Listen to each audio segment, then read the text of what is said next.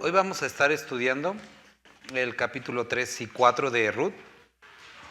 Acuérdense, iniciamos este estudio bíblico y desde la semana pasada dijimos que el libro de Ruth presentaba esta imagen del Redentor, la palabra hebrea Goel, que era aquel capaz de redimir a una familia o a una persona que había caído en esclavitud, que se había vendido como esclavo, que básicamente es el caso de todos nosotros que fuimos hechos esclavos del pecado y Jesucristo es nuestro Redentor, ¿no? Ahora, este capítulo, hoy que estuve leyéndolo detenidamente nuevamente, hay muchísimos temas que inicialmente tenía la intención de tratarlos todos. Vamos a tomar algunos temas, obviamente primero vamos a ver el contexto y explicar todo, pero hay algunos temas que quiero no hacerles la tarea, sino que ustedes se queden pensando y puedan buscar con Dios qué es lo que quiere hablarles a ustedes. Tiene temas hermosos que hoy la verdad me puse mucho a pensar en lo individual y como iglesia, que tiene que ver con la redención, con el servicio y con lo que hacemos producto del amor que Dios nos ha mostrado. Entonces vamos al capítulo 3. Nos quedamos, recuerden, viendo a esta familia que se fue lejos, se fue a Moab, regresan, pero ya regresa ya casi nadie de la familia. Una mujer, dos viudas totalmente desprotegidas, que habían caído en la pobreza y con la esperanza, porque habían encontrado un Redentor, ¿sale?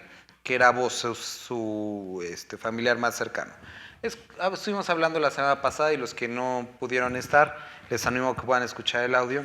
Estuvimos hablando acerca de estos temas de la redención, lo que nos menciona el libro de Éxodo, estuvimos viendo un poquito de Deuteronomio, Levítico, acerca de las leyes de la redención, de la esclavitud, del dar cuando un hermano moría, como el otro tenía la responsabilidad, etc. ¿Sale?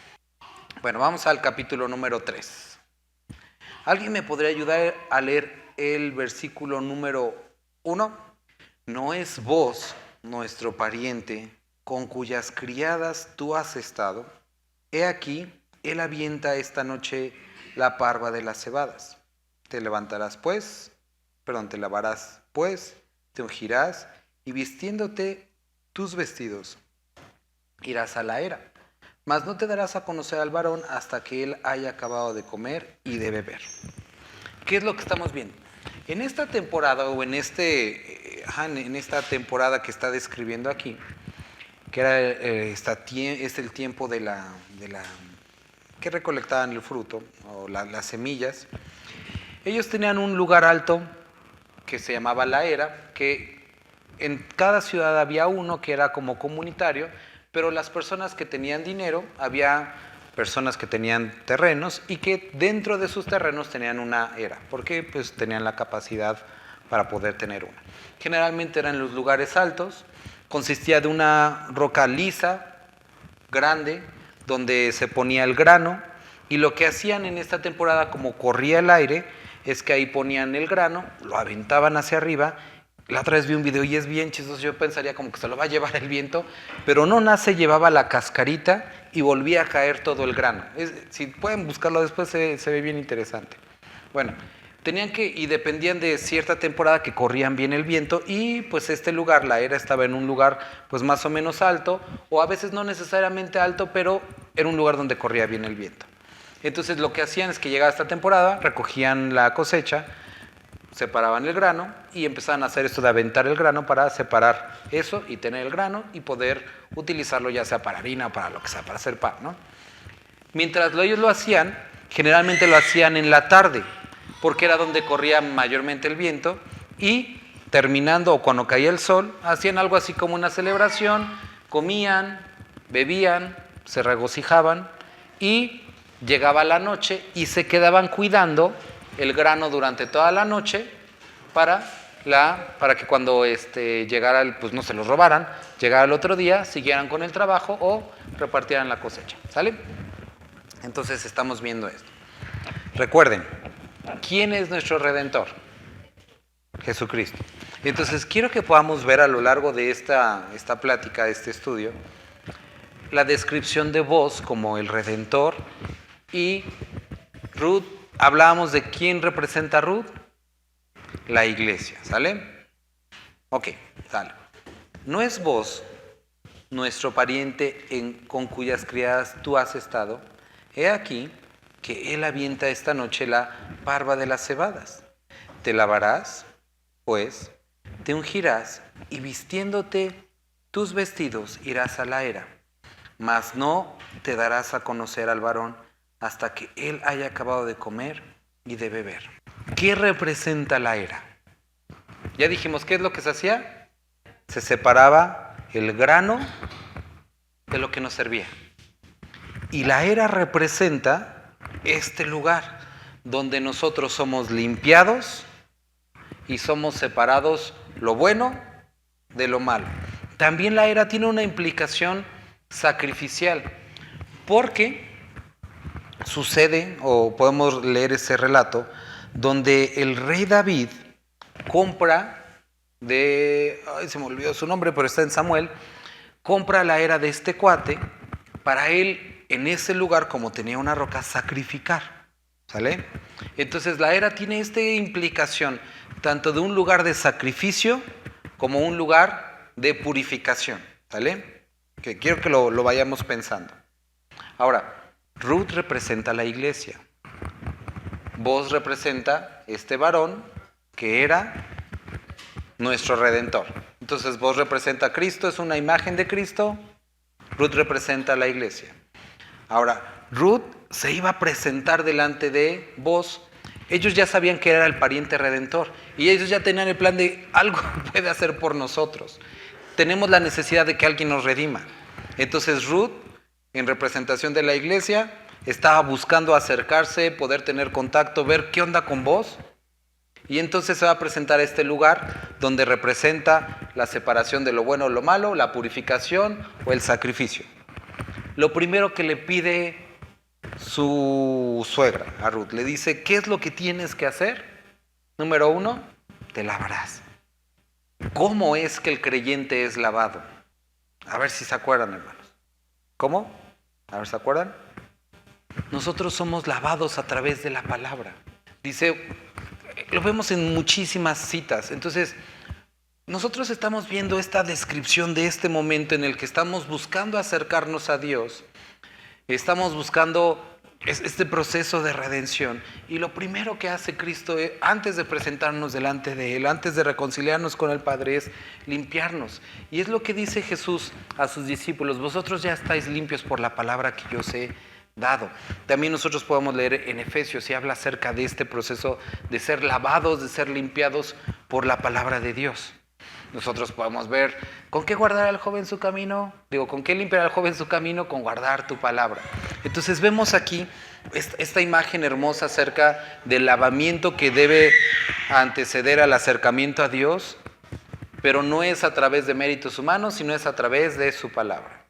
Después, ¿qué le dice? ¿De qué? Te ungirás.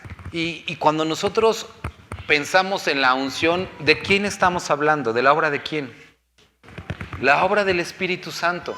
Entonces vemos o estamos hablando del acercamiento a Dios. Número 1, el lavamiento a través de la palabra. Número 2, la unción del Espíritu Santo. Ayer les estaba hablando a los hermanos en la escuela de ministerios. ¿Cuál es el fruto del Espíritu Santo, hermanos? Ok. Como que siempre automáticamente decimos el amor y no es incorrecto. Sí es el amor. El amor que se presenta en sus diferentes como facetas o caras, como gozo, paz, paciencia, benignidad, fe, templanza. Pero el Espíritu Santo produce no solamente amor en el creyente, sino produce otras cosas que nosotros podamos percibir como frutos. ¿Qué otra cosa? Si ustedes dijeran, vamos a ver que el creyente tenga frutos, número 1 podríamos decir el amor. ¿Qué otra cosa podríamos decir? Paciencia, que es uno de los otras caras del amor, ¿no? Fe, paciencia, templanza. Pero por ejemplo, otra cosa que a veces podemos llegar a pasar, a lo mejor un poquito menos por alto. Hablaba el lunes con unas personas, es un término medio reformado. Bueno, es la mortificación de la carne. Este es un término que se utiliza teológicamente, pero que describe algo que hace el creyente, que es desear alejarse del pecado. ¿Sí?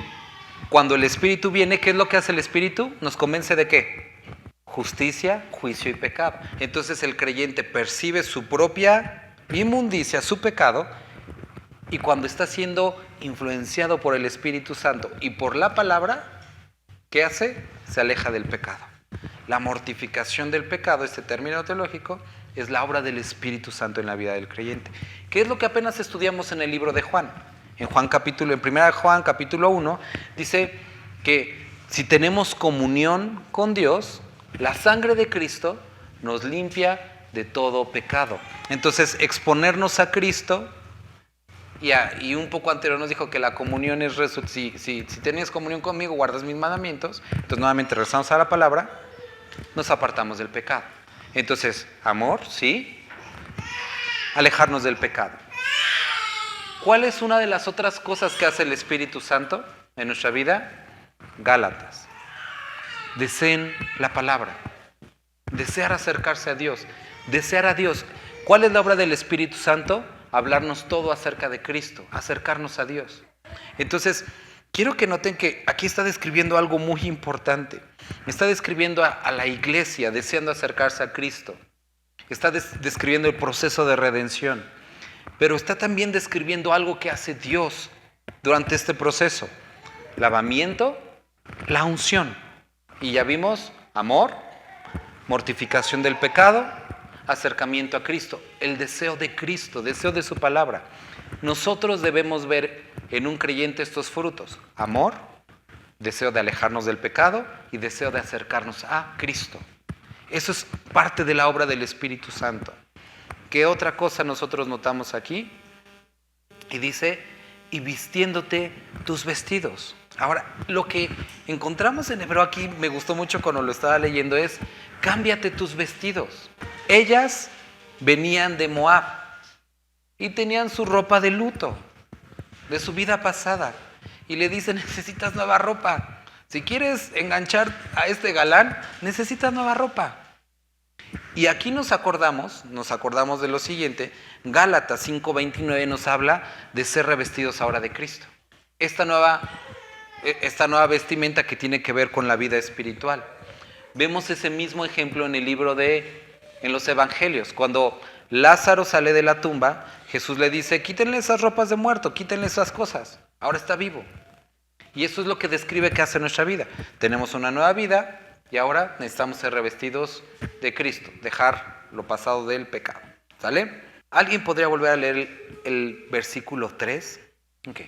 Entonces, recuerda, la era este lugar que implicaba, ¿qué?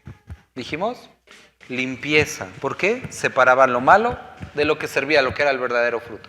¿Qué otra cosa? Sacrificio.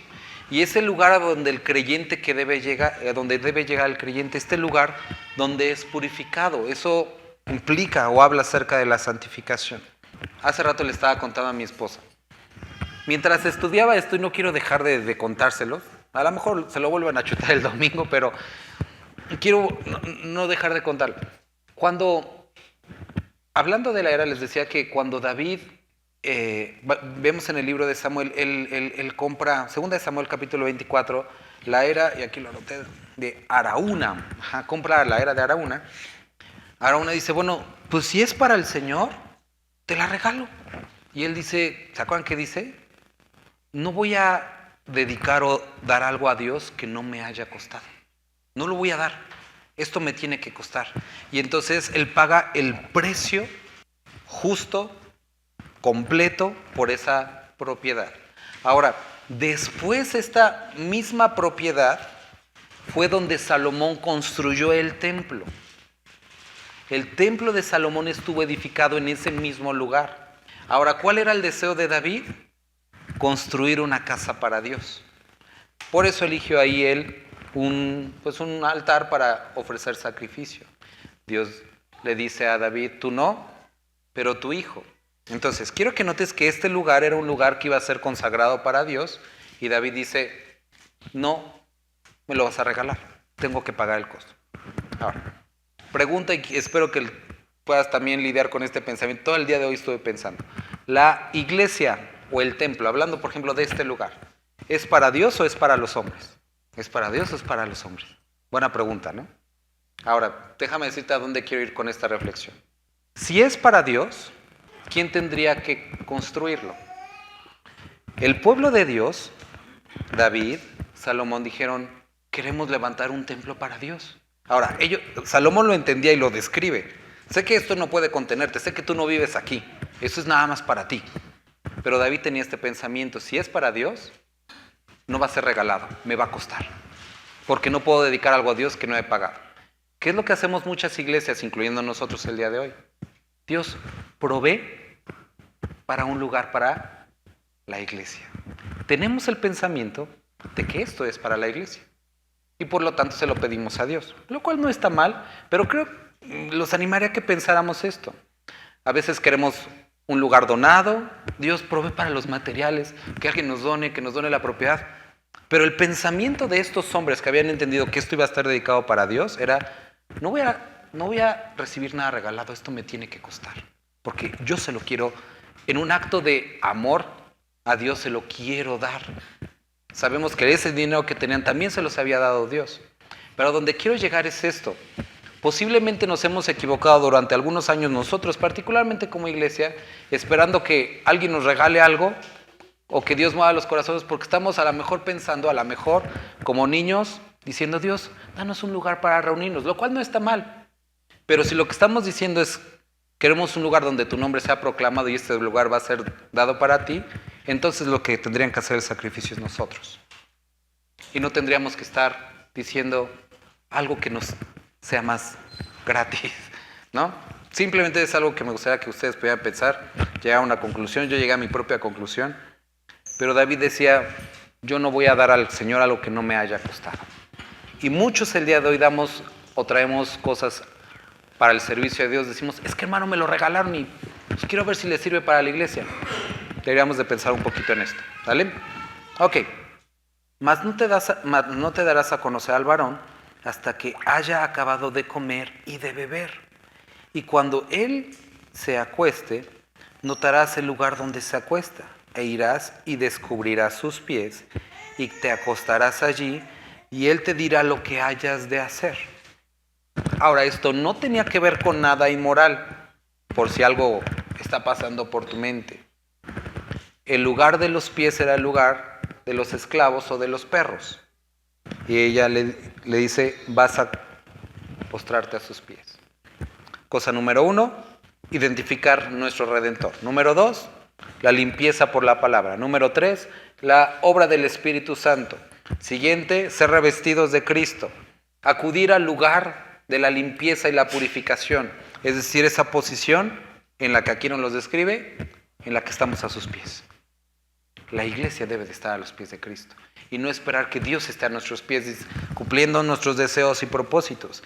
Le dice, tienes que estar a sus pies. Y ahí quedarte.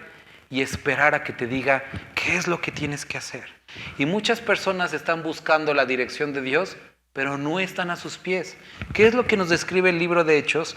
Dice que Pedro, Bernabé, y nos describe toda una serie de nombres que no recuerdo ahorita. Dice Lucio, me acuerdo por el nombre de Lucio, y otros nombres, dice, estaban ministrando al Señor. Y mientras ministraban al Señor, el Espíritu Santo les dijo, apartadme a Saulo y a Bernabé para la tarea que yo les tengo. Es decir, mientras ellos servían y estaban a los pies del Señor, obtuvieron dirección y obtuvieron confirmación. Llamado, dirección. A sus pies obtenemos dirección. Entonces, vemos aquí una imagen de que era lo adecuado, estar a los pies del Redentor. Ahora, ella le respondió, haré todo lo que me mandes. Descendió pues a la era e hizo todo lo que la suegra le había mandado. Y cuando vos hubo comido y bebido y su corazón estuvo contento, se retiró a dormir a un lado del montón. Entonces ella vino calladamente y descubrió los pies y se acostó. La descripción en hebreo es mucho más amplia y dice que levantó el borde de su manto, descubrió sus pies y se acostó ahí y se cubrió con el borde de su manto. ¿Por qué es relevante esto? Es relevante porque de aquí podemos pensar en muchos temas. El borde de su manto puede describir esta orillita o estos flecos que tenían tradicionalmente la vestimenta de los hombres, que tenía implicaciones de la ley que Dios les había dicho, tienen que tener estos bordes y que va a recordar ciertas cosas de Dios.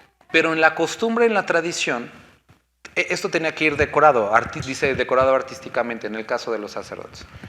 Cada nudo, cada decoración que tenían estos flequitos eran únicos y tenían que ver, o en muchos casos demostraba, autoridad y posición. Nada más para que te acuerdes. Cuando David está huyendo de Saúl y entra a una cueva, ¿te acuerdas de ese evento? ¿Qué es lo que recorta? La orilla del manto. Ahora, lo lleva y le dice, ¿de quién es esto? Si eso fuera un pedazo de trapo indiferente, hubiera dicho, no, pues eso tú lo cortaste de otro lugar. Pero era característico del rey. Y eso nos recuerda, este borde del manto describía en la cultura autoridad, estatus. Entonces, es lo que está describiendo aquí. Ella se ponía bajo la autoridad de este hombre. Entonces, ¿qué es lo que tiene que hacer la iglesia? Identificar a su Redentor. Número 2, ser lavado por la palabra. Número 3, frutos del Espíritu Santo. Número 4, revestidos de Cristo. Siguiente, llegar o acercarnos a ese lugar en el que somos limpiados. ¿Qué es? Estar a sus pies. Y siguiente, que seamos puestos bajo su autoridad. Someteos a Dios.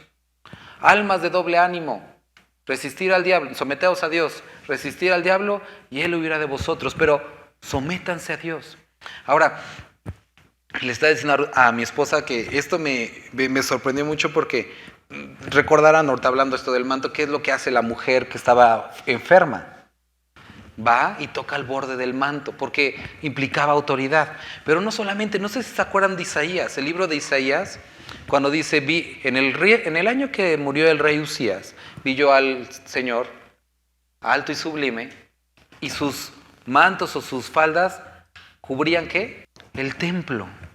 Y describe que estas partes cubrían el templo. Ahora, ¿quiénes son el templo? Ahora, nosotros somos el templo del Espíritu Santo. Y entonces encontramos aquí también en Isaías una imagen profética de lo que haría la autoridad de nuestro Dios sobre la iglesia. Y esa es la posición de la iglesia como la encontramos aquí. Bajo sus pies, bajo su autoridad. ¿Sale? Entonces, este es el lugar que le corresponde a la iglesia. Ese es el lugar en el que debemos estar. Morar bajo la sombra del Omnipotente. Y ahí quedarnos. ¿Para qué? Para contemplar la hermosura de su santidad. Ok, entonces ella vino calladamente, descubrió los pies y se acostó. Aconteció que a la medianoche se estremeció aquel hombre y se volvió, y he aquí que una mujer estaba acostada a sus pies. Nuevamente no tiene nada que ver con nada inmoral. Entonces él le dijo, ¿quién eres? Y ella respondió, yo soy Ruth, tu sierva. Extiende el borde de tu capa sobre tu sierva, por cuanto eres pariente cercano. Y vuelve a repetir este concepto. Tu autoridad sobre mí. Y sé tú mi Redentor. Entonces, ellos entendían la conversación, entendían a dónde iba todo esto. Y él le dijo, ¿puede leer alguien el versículo 10? Ahora pues no temas, hija mía, yo haré contigo lo que tú digas, pues toda la gente de mi pueblo sabe que eres mujer virtuosa. Entonces, ¿qué es lo que aquí está describiendo? Y a mí me recordó mucho lo que hemos estado viendo en Juan. Vos, como Redentor, le dice, oye, o sea, tú sabes que yo soy tu Redentor, ¿no? Pero eres joven. Y tú pudiste haber buscado a otros jóvenes. Pero entendiste la necesidad de ser redimida. Y aquí estás. Y entonces le dice, bendita tú, que has tomado esta decisión. Y sabes qué, hermano y hermana, cuando ahorita estuvimos leyendo acerca del amor de Dios, yo veía estas palabras, cuando llegamos, por ejemplo, al capítulo 3, dice, mirad con cuán grande amor Dios nos ha amado al ser hechos hijos de Dios.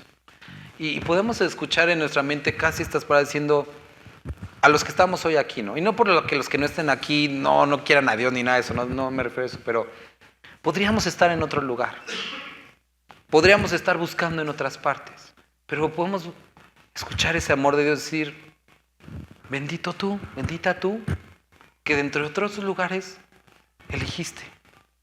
Fue mi amor que te alcanzó, yo te busqué, tú no me buscaste, pero aquí estás. Y eso es lo que le estaba diciendo. Por eso yo haré contigo. Voy a honrar esa decisión.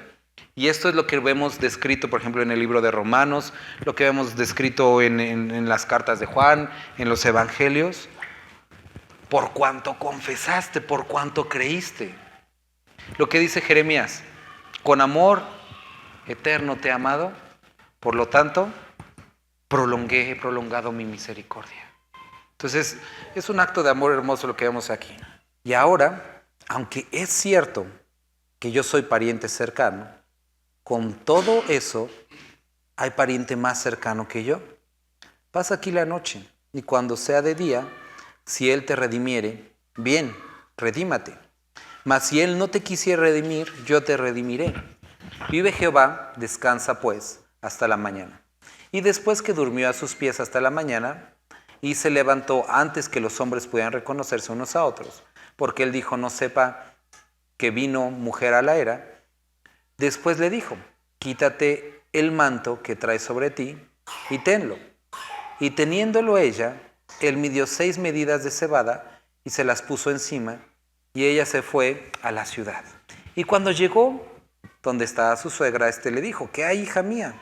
¿Qué onda? ¿Qué pasó contigo? Y le contó ella todo lo que con aquel varón le había acontecido. Y dijo, estas 6 medidas de cebada me dio diciéndome, a fin de que no vayas a tu suegra con las manos vacías. Entonces Noemí dijo, espérate, hija mía, hasta que sepas cómo se resuelve el asunto, porque aquel hombre no descansará hasta que concluya el asunto hoy. Entonces, acuérdate, Ruth era moabita, no entendía tanto el argot, ni las costumbres, ni los asuntos judíos, pero Noemí era judía y entendía el lenguaje y lo que Boaz había querido decir con eso de darle la cebada. ¿Qué es lo que le está queriendo decir? Le dice, extiende tu capa y le echa ¿cuántos? 6 ¿qué? 6 medidas de cebada. Entonces, este es un rollo así como puramente judío y a lo mejor digo no tiene ninguna implicación espiritual, nada, es un puramente judío. Lo que describe es esto. ¿Recuerdas Génesis? ¿Qué es lo que describe, o más bien qué es lo que hace Dios los primeros 6 días? Trabaja. ¿Y qué es lo que representa el séptimo día?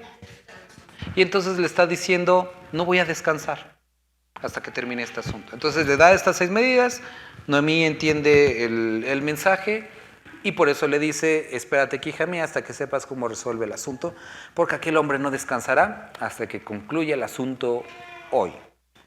Boaz subió a la puerta y se sentó allí. Y he aquí, pasaba aquel pariente de quien Boaz había hablado y le dijo, fulano, ven acá y siéntate. Y él vino y se sentó. Entonces él tomó a 10 varones de los ancianos de la ciudad y dijo, sentaos aquí, y ellos se sentaron. Luego dijo al pariente Noemí, luego dijo al pariente Noemí, que ha vuelto del campo de Moab, vende una parte de la tierra, que tuvo nuestro hermano Elimelec. Y yo decidí hacértelo saber y decirte que compres en presencia de los que están sentados y de los ancianos de mi pueblo. Si tú quieres redimir, redime. Y si no quieres redimir, decláramelo, para que yo lo sepa, porque no hay otro que redima sino tú, y yo después de ti. Y él respondió, yo redimiré. Entonces le dice, mira, Noemí empobreció, está su terreno, está su heredad, ¿quieres tú quedártela y pues ponerla a trabajar y todo eso? Y este cuate dijo, no, pues sí me conviene. Entonces sí, yo la redimo. Pero le dice, pero juntamente cuando compras la tierra, versículo 5, de la mano de Noemí, debes también tomar a Ruth, la moabita, mujer del difunto, para que restaures el nombre del muerto sobre la posesión. Y respondió el pariente, no puedo redimir para mí, no sea que dañe mi heredad, redime tú usando de mi derecho, porque yo no podré redimir. Y entonces, según lo que describe el Pentateuco que ellos hacían en las leyes de la redención, si alguien no podía redimir, se quitaba un zapato, se lo daba al otro, en señal de yo no puedo, pero tú hazlo. Ahora, lo que la ley describía es que la mujer que no había sido redimida, podía, al que se quitó el zapato, acercarse a él y escupirlo, porque no la quiso redimir. Y entonces ya unirse al siguiente. Está así como medio rudo, ¿no? No sabemos si esto pasó aquí, no nos lo describe. El asunto es que a lo mejor estamos pensando, bueno, ¿y qué significa todo esto del otro pariente? ¿Cuál era la otra forma? El otro medio por el cual el hombre pensaba poder ser redimido, a través de la ley. Y nos describe que la ley, como este hombre, podía encargarse de algunos asuntos. Este hombre le interesaba el terreno, le interesaba la propiedad, pero no podía con los asuntos del corazón, no podía con las personas. Y esto es lo que nos presenta Cristo mismo. La ley fue únicamente el medio de mostrar al hombre la necesidad de un redentor, pero no podía redimirnos, no podía pagar por nuestros pecados, no podía comprarnos, no podía cambiarnos. Y era necesario que viniera el verdadero redentor. Y entonces vemos esta imagen a través de eso. Ahora, nada más como un dato adicional que me gustaría que pensaras y que pudieras buscar después. Jesús es nuestro redentor, ¿no? Jesús no se quitó el zapato para decir, yo no puedo, sino Él sí nos redimió. ¿Pero qué le hicieron a Jesús? Lo escupieron en la cara. ¿Por qué? Porque era el redentor no aceptado. El pueblo dijo, este hombre no nos va a gobernar. Y lo escupieron en la cara, rechazando a su redentor y sellando tristemente su destino. Eso es lo que describe que hicieron los judíos. Aplicaron, a lo mejor sin saber o, no, o sabiendo, lo que describe el Nuevo Pentateuco para rechazar a un redentor y buscar otros medios. Pero tristemente, también es lo que nos describe las cartas de Pablo, que aquellos que quieren redimirse o justificarse por medio de la ley, de Cristo están desligados. Y entonces, cuando buscamos la ley para ser redimidos, escupimos en la cara a Cristo. Entonces, nada más para que lo pensemos. Dice, entonces el pariente dijo a vos, tómalo tú, y se quitó el zapato, y vos dijo a los ancianos y a todo el pueblo, vosotros sois testigos hoy de que he adquirido de mano de Noemí todo lo que fue de Elimelec y todo lo que de Kelión y Mahalón, y que también tomó por mujer a Ruth la Moabita, mujer de Mahalón, para restaurar el nombre del difunto sobre su heredad, para que el nombre del muerto no se borre de entre de sus hermanos y de la puerta de su lugar. Vosotros sois testigos hoy. Y dijeron todos los del pueblo que estaba a la puerta de los ancianos, testigos somos, Jehová haga a la mujer que entra en tu casa como Raquel y Lea, las cuales edificaron la casa de Israel, y tú seas ilustre en Efrata, y seas de renombre en Belén, y sea tu casa como la casa de Fares, el que Tamar dio a luz a Judá, por la descendencia que de esa joven te dé Jehová. Vos pues tomó a Ruth, y ella fue su mujer, y se llegó a ella, y Jehová le dio que concibiese y diese luz a un hijo. Y las mujeres decían a Noemí, loado sea Jehová, que hizo que no faltase hoy pariente cuyo nombre sea celebrado en Israel, el cual será restaurado de tu alma y sustentará tu vejez, pues tu nuera que te ama lo ha dado a luz, y ella es de más valor para ti que 7 hijos. Y tomando Noemí el hijo, lo puso en su regazo, y fue su aya. Y le dieron nombre las vecinas diciendo, le ha nacido un hijo a Noemí, y lo llamaron Obed. Este es el padre de Isaí, padre de David, el rey David. Estas son las generaciones de Fares. Fares engendró a Hezrón, Hezrón engendró a Ram, Ram engendró a Aminadab, Aminadab engendró a Nazón, Nazón engendró a Salmón, Salmón engendró a Boz, y Boz engendró a Obed, Obed engendró a Isaí, Isaí engendró a David. Ahora, antes de terminar, nada más para que recordemos. ¿Se acuerdan de quién es Fares? Aquí medio nos dijo, ¿quién era? El que nació de la relación de Judá y Tamar. ¿Se acuerdan de la historia? Tamar se pone en el camino porque no le daban a alguien como para casarse. No era de Judá. Judá piensa que es una prostituta, tiene relaciones con ella, le da su anillo, le da su báculo. Después cuando van a nacer el niño dicen, ella adulteró, mátenla, pero dice, el padre es el dueño de eso. Dice, no, pues siempre no. Ella es muy buena, yo fui el que cometí el problema, ¿no? Ahora, este hijo, Fares, delante de la ley, era un hijo ilegítimo. Y decía que un hijo ilegítimo no podía ser reconocido hasta la 10ª generación. Entonces, hasta la 10ª generación no podía formar parte de la comunión de Israel. Por eso es importante y por eso aquí nos incluye esta genealogía. Porque David es el 10º después de Fares. Y con eso se restaura nuevamente la genealogía y pueden formar parte de la comunión en Israel y cumplir la profecía de que no faltará el cetro en Judá. Y por eso David puede nuevamente y puede convertirse en rey, y después esta profecía aplica obviamente para Cristo Jesús. ¿Sale? Entonces, nada más para resumir lo que vimos el día de hoy. Y aquí quiero dejarles otras cosas para pensar. Número 1. Si nuestro Redentor es Cristo, y aquí nos está describiendo el proceso a través del cual la iglesia tiene que estar constantemente acercándose, me gustaría que tú pensaras. Aquí dice, te lavarás. Sabemos que aquí nos dice el lavamiento que Dios hace a través de la palabra. Pero hace unos meses que estuvimos en Timoteo, hace unos meses que estuvimos en Santiago, en Hebreos, hablábamos de la responsabilidad del creyente de acercarse a la palabra para ser limpiado por la palabra. Dios ya nos dio la palabra, pero eso es una responsabilidad propia. Estar exponiéndonos de tal forma que se cumpla Juan, que diga, el que tiene comunión conmigo, la sangre de Cristo lo limpia de todo pecado. Número 1, ¿cómo vas en eso? Número 2, te ungirás. Ahorita al principio hablamos de los frutos del Espíritu.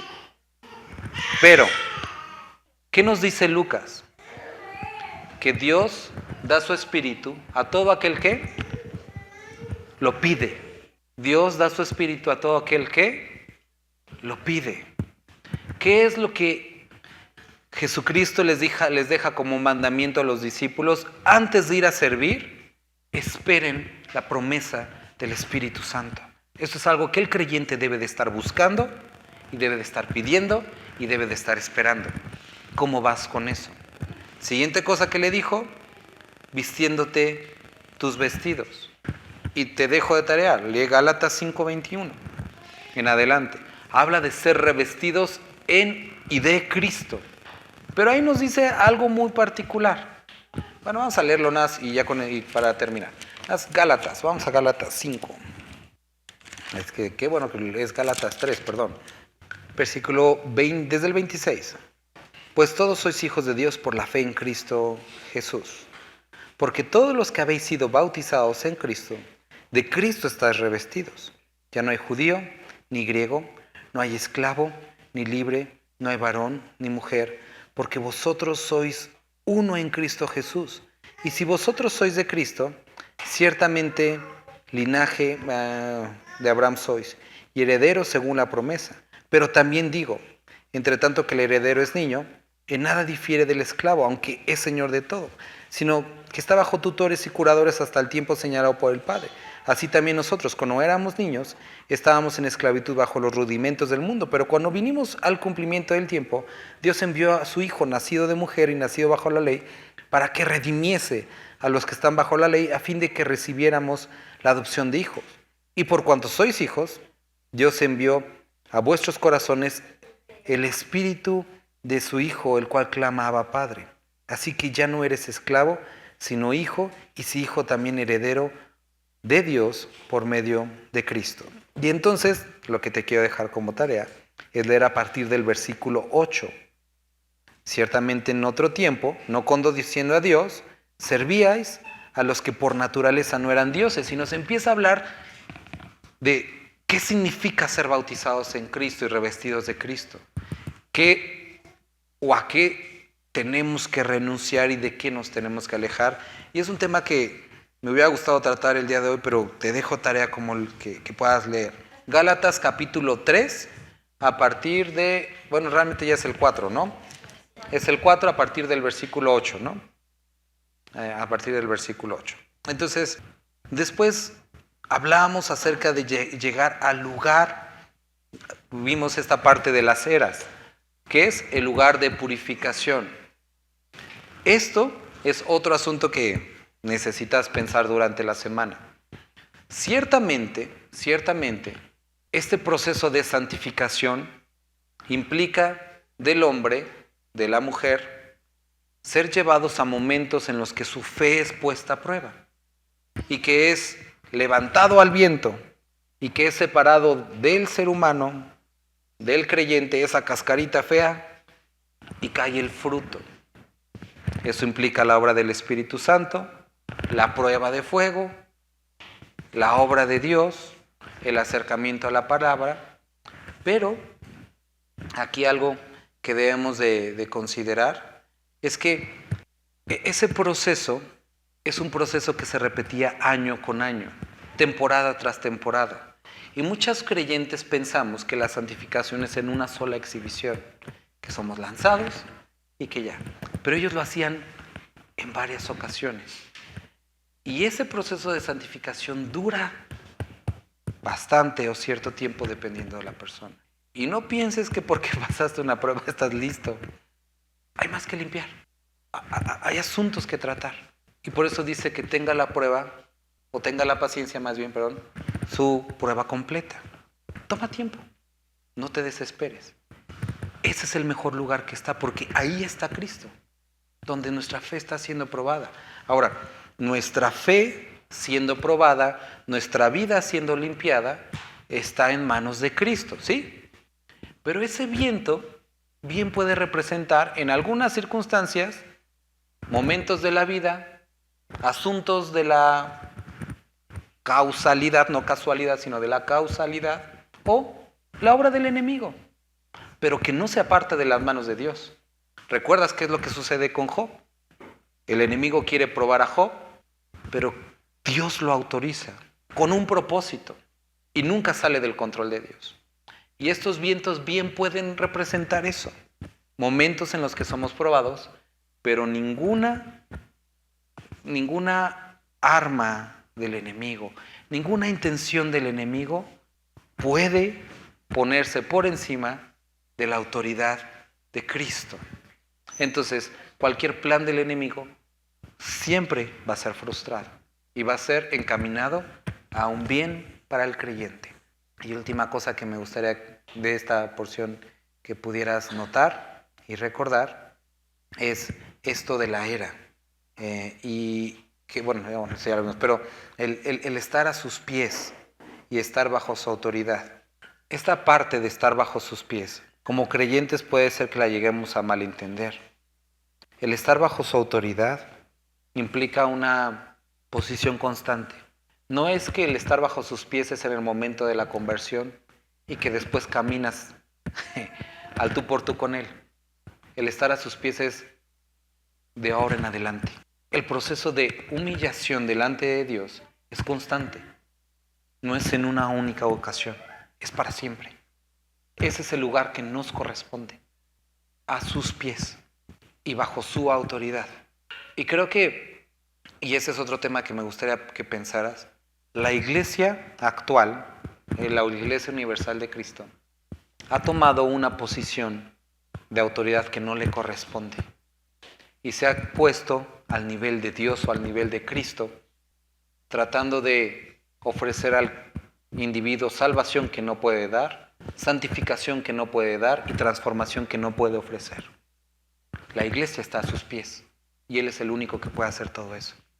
Y puede ser que a lo mejor por la cercanía a Dios o la costumbre pienses que caminas hombro a hombro con Él. No, tu lugar es a sus pies. No te confundas con la imagen o la metáfora de llevar mi yugo, que es fácil, pensando que jalas al mismo nivel. Había en esta metáfora un buey con experiencia y uno nuevo que no sabía el camino, y el grande cargaba realmente el yugo y el otro nada más era ir aprendiendo, pero seguía siendo el novato y esa era su condición. y seremos o despertaremos a su semejanza hasta que estemos en su presencia. La santificación no termina hasta que estemos en su presencia. Por eso David decía, estarás satisfecho cuando despierta tu semejanza. Es decir, va a terminar este proceso. Y aún ahí, claro que lo entendemos, no estamos en su nivel. Somos redimidos y Él sigue siendo Dios. Entonces, piensa en este asunto. Ya, ahora sí, nada, el último. La ley, aquí veamos este último asunto, no puede redimir al hombre. No puede redimir al hombre. Hoy, muchos de los creyentes, sí hay unos creyentes raros que les gusta decir cosas judías y sentirse mejor, pero vemos muchos peligros para este asunto el día de hoy con filosofías cristianas que las ponemos al nivel de la fe. Tuve una plática larga con unos reformados este lunes y me asustó una frase que usaron. Me decía, porque entiendo lo que es la gracia y el amor de Dios, en respuesta soy reformado. Y yo dije, mecha. O sea, me quitó las palabras. O sea, ¿qué onda? Y después usaba este dicho que lo he escuchado muchas veces, una vez reformado, siempre reformado, ¿no? Y yo le dije, no, brother, eres hijo de Dios, no reformado. Y este asunto que vemos con este tipo de filosofías, porque al final es una filosofía cristiana, no es fe, la podemos ver en diferentes tipos de filosofías cristianas como el arminianismo, calvinismo, el metodismo, y tenemos que tener cuidado que no lo veamos en nuestra congregación, sintiendo que es más importante ser de Calvary que ser creyente. Eso sería absurdo, porque este cuerpo no salva, este cuerpo de creyentes no salva. Quien salva es Cristo. Entonces ni la ley ni ninguna otra filosofía puede redimir al hombre, solamente Cristo puede, y en Él está nuestra dependencia. Y tenemos que ver esta imagen y vuélvanlo a leer, los animo a que lo vuelvan a leer y piensen que si Él nos ha redimido, ¿qué es lo que espera de nosotros? ¿Y qué podemos aprender de Ruth como una representante, como una imagen de la iglesia? ¿Cuál es nuestro papel? ¿Cuál debe de ser nuestro deseo, nuestro anhelo?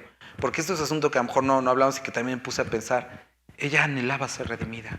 Aunque era una moabita y que culturalmente no podía y que bajo la ley no podía, ella anhelaba ser redimida. Y se puso en esa posición. Y hoy a lo mejor a la luz de los feministas, el ver la imagen de una mujer poniéndose en los pies de un hombre y todo eso, digo, ya me estarían pintando con aerosol ahorita la cara, ¿no? Pero ese es el deseo del creyente, el ser redimido, ser santificado, ser limpiado, ser puesto en una posición restaurada delante del pueblo. Y esta es una posición que debemos de buscar nosotros. Esa posición en la que seamos restaurados nuestra comunión con el Padre constantemente, porque aunque lo hemos hecho, nuestra comunión fue restaurada con el Padre. Recuerden, hay asuntos que contristan al Espíritu Santo y el creyente debe buscar esta plena comunión constante todo el tiempo. Y una que se me olvidaba, perdón, miren, y esto es algo muy importante, el primer acercamiento de Ruth con Boaz que vimos en el capítulo pasado era para obtener algo, fruto, ¿sí? ¿Te acuerdas? Fue y se acercó a Boaz para obtener algo, bendición. Pero este segundo acercamiento de Ruth hacia Boaz, ¿para qué era? No para obtener algo, sino para darse. ¿Cómo? Completamente. Y esto es algo que debemos de llegar a ese punto de madurez como creyentes, que primero buscamos a lo mejor su bendición, buscamos algo, pero después lo buscamos para decir, aquí estoy a tus pies. Antes buscaba algo de ti, ahora me entrego. Y esta es una imagen completamente, para mí, revolucionaria en la vida de Ruth y lo que debe de haber en mi vida constantemente. Porque muchos creyentes hoy se están acercando a Dios para buscar algo, cuando deberían estarse acercando para entregarse y escuchar lo que decía Noemí. Te vas a poner a sus pies y Él te va a decir qué onda. Él te va a decir qué. Tú no le vas a decir qué. Él te va a decir qué. Y ahí es el lugar correcto. Vamos a orar. Padre, muchas gracias por este estudio que pudimos tener, Señor. Gracias porque hay muchos temas que tenemos que pensar. Podríamos platicar de esto por varias horas, Padre, y aún así seguir aprendiendo de ti, Señor, seguir obteniendo esa dirección, Padre, ese asombro en tu palabra. Pero te ruego que el día de hoy, con estas cuantas cosas que hablamos, mis hermanos puedan quedarse con demasiadas dudas, demasiados asuntos que pensar y que puedan ser respondidas, guiadas, confrontadas por ti, Señor, y que tú obtengas aquello que te has destinado de nosotros, Padre. Y que si algo podamos acordarnos es que el lugar que nos corresponde es a tus pies, en silencio, y ahí encontraremos lo que hemos estado buscando, lo que nuestra alma anhela, lo que nuestro espíritu desea, y es a ti. Te bendecimos, Padre, en el nombre de tu Hijo Jesús. Amén.